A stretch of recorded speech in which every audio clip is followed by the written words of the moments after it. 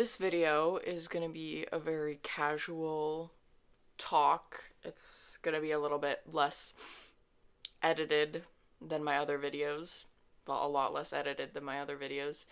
Because today I just kind of wanted to talk about my last year as an artist and some of the things I went through, how that affected my ability to improve my art, some of my advice, just all of that jazz. So I hope that you find this video helpful and that you'll stick around even though it's a little bit more of just a casual sit down and talk. I need something to fidget with because I feel like I won't be able to focus. I'm sorry if you're picking up on the audio from outside as well. You might hear like birds and whatever. So I guess I'll just start by talking about my struggle to something that I realized actually. I've been really hard on myself in terms of my lack of passion and effort in creating art and sort of feeling like I've been losing passion for being an artist and my goals to grow as an artist online and make some sort of career out of it. I'm not really, my goal has never been to become a full-time artist or anything like that. I've just been hoping that I can do something at least on the side related to art. But recently I've been kind of doubting myself because I haven't been creating as much art.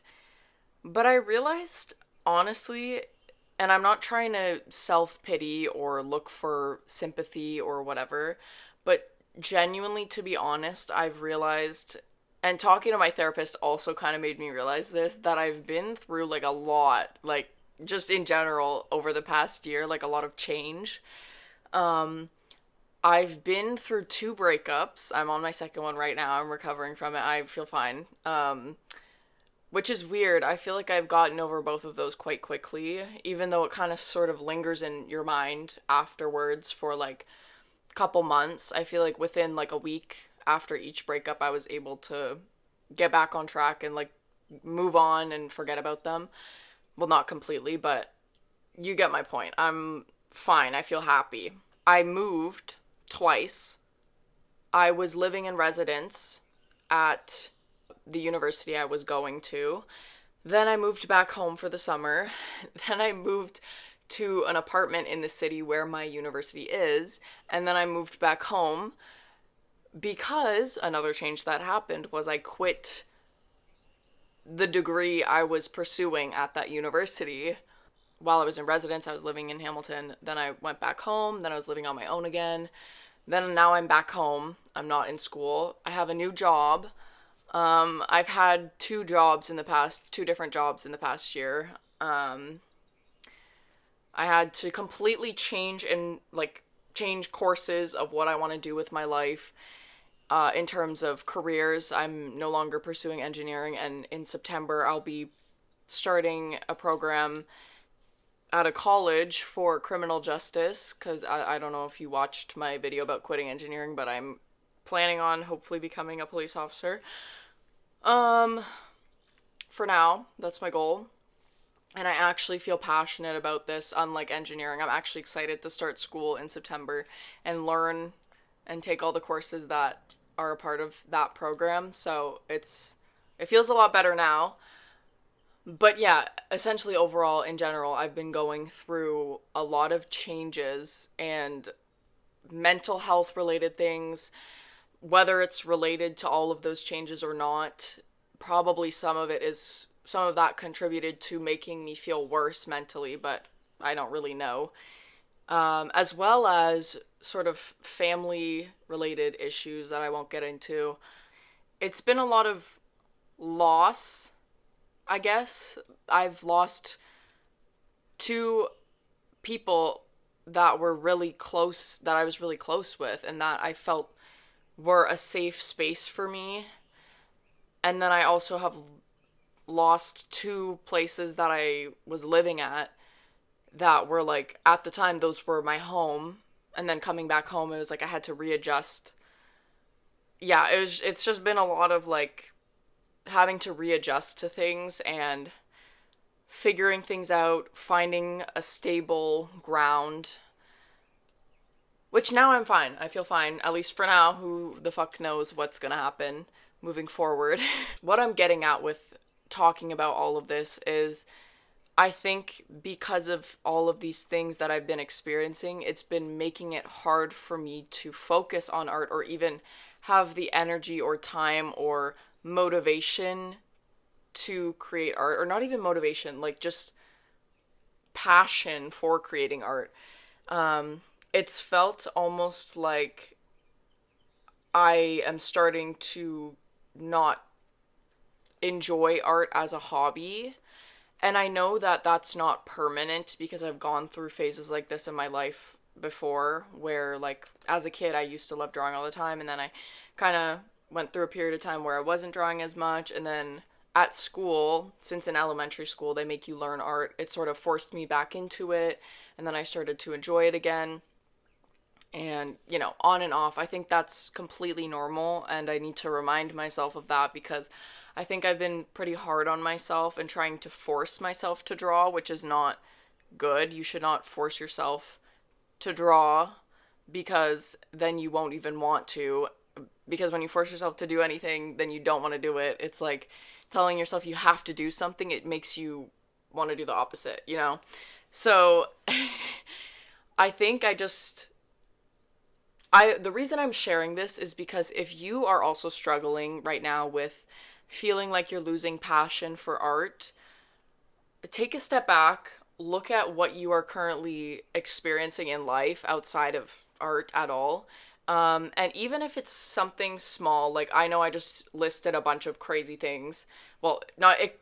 It's honestly, it's relative to the person, if that makes sense. Like, to me, those changes, I didn't even notice really that might be affecting me. But then talking to my therapist, she was like, wow, that's a lot of change. And I was like, in a short period of time. And I was like, you're right. So it doesn't even have to be anything crazy. Like, just take a step back and look at anything you're going through or experiencing in life right now, and maybe ask yourself, maybe this is actually affecting me more than I realize. It could even be just like making new friends or attending a new school or uh, literally anything, honestly. Having a teacher that is really hard on you and maybe that's affecting your self-esteem. Genuinely anything that you might think could be affecting you in any way that might be also making it hard for you to feel passionate about art. And I guess this video is just a reminder that it's okay. Don't worry. Don't panic. You're still an artist. And that passion for art will come back eventually. I think also one reason I haven't been creating as much art as of recent is because I haven't been playing. I've been playing video games, but I find the only time I get like a hyperfixation on a video game, which is where a lot of my drawings come from, are sourced from, are from my hyperfixations.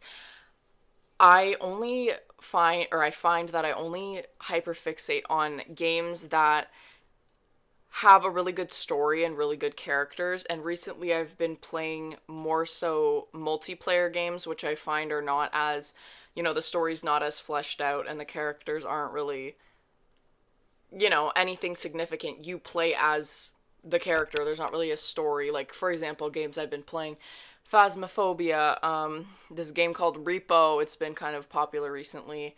Chained Together, that's epitome of like not the greatest storyline or character development at all. I think it's called A Way Out. I might be wrong about that. Yeah, essentially, I think you get my point. And whereas at the beginning of this past year, this past 12 months, I was playing games like Baldur's Gate 3 and Red Dead Redemption 2. And then recently I also played Resident Evil 4, Resident Evil 2, and then I played Resident Evil 6 as well, which there are a lot of different opinions on that game. I personally had fun playing it. I don't think it was the greatest game ever, but that's a side tangent. So I think there's just a lot of things contributing to me having a lack of inspiration to create art or a lack of passion for creating art. As well as, on top of all of that, I think I have been quite hard on myself in terms of like comparing myself to other artists or just feeling really bad about my art. I don't think I've been doing it consciously, but I think whenever I create art, I don't really feel a sense of accomplishment. I'm kind of just like, well, yep, there's that. I just made that. Whereas when I was younger, I would feel like, oh my gosh, I made this amazing thing. And I would like show, or other people at school, for example, would see it and be like, oh my gosh, that's so good, Maddie. Like, great job. And I think that helped me sort of feel really confident in my art and motivated me to keep making more art and keep working harder to improve my art. Whereas recently, since I haven't had much passion for it, I haven't been creating much art. Therefore, sorry, I'm hearing noises outside. Overall, I've just been struggling to improve, basically, is what I'm saying, or put the effort into improving or feeling like I'm improving at all. So, all of that together makes me feel like I'm not an artist, but I know that's not true. So this whole video is just a reminder that even if you're not making art right now, that doesn't make you not an artist anymore. We're all still artists. We just, sometimes we go through, and I wouldn't even call this art block. It genuinely just feels like I don't want to make art. I have no interest in making art right now. Like I'm revoking the title artist for now, which I know is not, I'm still an artist, but I'm just taking a break, I guess. Which, another thing that's been kind of making me worry is my channel is based on art, but if I'm not making art, then I can't really make videos. So it's just a whole thing. And another barrier to making art is having to film the process. Now that I'm doing traditional art, film, like setting up the camera to film and making sure you're filming and, you know, making sure, like, it's like this pressure to not be drawing for too long or not spend too long on a drawing because, you know, you can only record for so long and you have to edit the footage as well and make it, like, sped up and cut between parts of drawing so that the viewer doesn't get bored. It's a whole thing. And because I'm not drawing as often, I always want to film whenever I do draw so that I have footage for my viewers. Yeah, it's really bad. I feel like I would draw more if I didn't have to film it. And I know I guess there are ways that I could make it more convenient for myself, and that's just sort of a barrier that I'm creating for myself in my head. And there are ways that I could work through that, but I'll figure it out. Don't worry about it. I'm here to stay. I'm not going anywhere. So, yeah, I guess also, if I seem like I'm not making as much art or as many videos, I'm not going to force myself to draw. I'm not going to force myself to make videos because I know if I force myself, number one, I'll get sick of it and not want to do either of those things. And number two, the quality of video and art that I make is not going to be very good. So I hope that you all can understand and sort of be patient with me. I promise within the next couple weeks, hopefully, I'll be back at it. As I've started to sort of gain a stable ground now that I don't have to fucking worry about a relationship. Thank the Lord for that. I need like at least 3 years of no relationship, just focus on myself, be single. Maddie's in her single era. Oh my god, let me tell you, I wish I could make a video ranting about relationships and the amount of energy that you waste on it. It's crazy. Now that I don't have to think about that, the amount of energy I have and the amount of time, and I can spend more time with friends and, you know, do what I want without having to worry about somebody else and what they might think of me or what they might think of whatever activity I'm doing or, like, if they're worrying about me.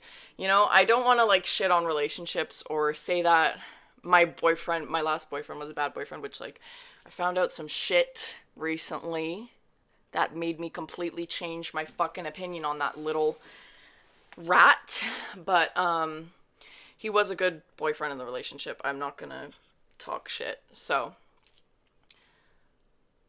Anyways, that's completely side tangent. This is a very rambly video, as are all my videos. That's why you all love me, right? Right, guys? That's why you stick around. We're all friends here. Wow. Yeah, I don't know. A lot's changed in the past year, and I think I've grown a lot as a person as well. I think COVID kind of stunted my growth as a person and the development of my personality. That's one thing I spoke about with my therapist. She said that because I was telling her a lot of the things I've been experiencing just in life in general, and she said that kind of sounds like symptoms of a developing personality. And since I spent so much time alone and in isolation from others, and COVID made it so that we didn't have to really go anywhere or do anything, and I was just kind of alone in my room trying to pass the time.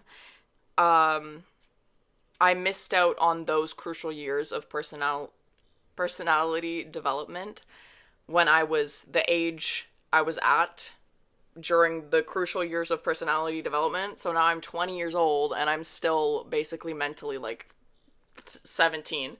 So that's awesome. I think though I've been improving a lot because I've been putting myself in more uncomfortable situations, and my job forces me to socialize with people more, which is helping me a lot with my social anxiety and feeling as though I belong and all that stupid shit that my brain used to tell me. So I think hopefully within the coming months, there will be more art from me, more higher quality art, more videos, more higher quality videos, because I am starting to find a stable ground and I have a plan and I kind of can picture what the next couple of months look like. And I'm in a place, I will be living in this place for hopefully the next few years at least. So that's one big factor, at least, that I think will help me make art and feel more passionate about it. And I'm going to therapy, so like that might help. I'm gonna stop rambling because I feel like I've talked enough. Y'all have, if you're still here, thank you so much for watching. Comment your favorite Pierce the Veil song or your favorite artist if you don't listen to Pierce the Veil. Thank you so much for watching. Actually, no, it's not song, album. What's your favorite Pierce the Veil album? And then song as well from that album, or just song in general if you want to comment that. Thank you so much for watching. I really hope you found this video helpful, even though it was quite rambly. I hope something that I shared was helpful to you, or that just made you feel better, that you could relate to. Comment anything related to this video that you want to share, any advice, anything like that, any questions. I read all the comments. I try to answer them all because I care about you and I appreciate your support. Subscribe to join the cult if you would like to. We'd love to have you join us. We have a good time over here. And that's all for today. So I hope to see you in the next video. I will leave you alone now. Bye-bye.